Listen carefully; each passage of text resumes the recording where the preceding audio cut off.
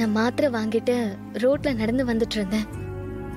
அப்ப ஆள் இல்லாத இடமா பார்த்து ரவுடிங்க என்ன வேன்ல கடத்திட்டாங்க. என் கையில இருந்த மாத்திரை, பர்ஸ், செல்போன் எல்லாமே கீழே விழுந்துருச்சு. யாரு கடத்தினாங்க, எதுக்கு கடத்தினாங்கன்னு எனக்கு இப்ப வரைக்கும் புரியல. சரி, உன்னை கடத்தினது யாருன்னு தெரியுமா? யாரு இப்படி செஞ்சது?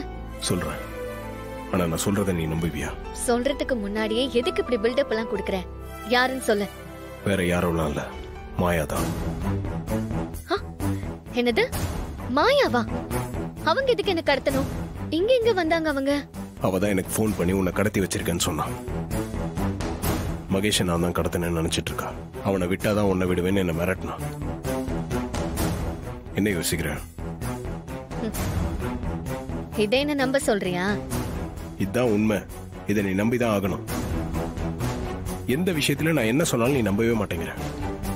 நான் சொன்னாலே அது பொய்யாதான் இருக்கும், நீயே பிக்ஸ் ஆயிடுற. ஆமா, எப்படி நம்புறது? மகேஷ் நீ தான் கடத்தி வச்சிருக்கேன்னு நானும் உறுதியா நம்புறேன். என்னது? ஆமா, மகேஷ் எங்க இருக்கான்னு உனக்கு நல்லா தெரியும். அவனை நீ தான் கடத்தி வச்சிருக்க. ஆனா இப்ப சொல்ற பாரு, அது அதை விட கிரிமினல் மேட்டர். மாயா என்ன கடத்தி உன்னை பிளாக்மெயில் பண்றாங்கன்னு சொல்றதெல்லாம் டூ மச். அதான் உண்மை. நீ மாயாவை எனக்கு எதிரா திருப்பி விடுறதுக்காக தான் இதெல்லாம் பண்ற. உன்னை கடத்தினதா மாயா தான் எனக்கு போன் பண்ணியே சொன்னான்.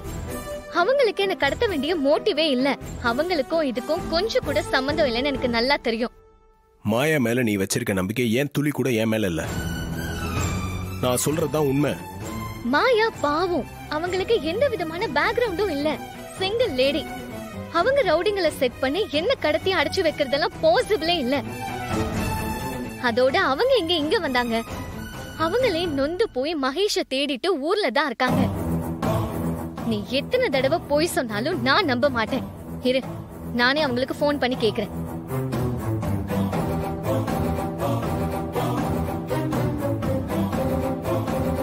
லவுட் ஸ்பீக்கர் போடுறேன், கேட்டுக்கோ.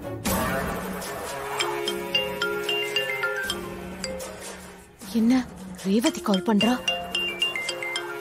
தப்பிச்சிட்டாளா? அந்த டிரைவர் பைய காப்பாத்தி தொலைச்சிட்டான் போல இருக்கே.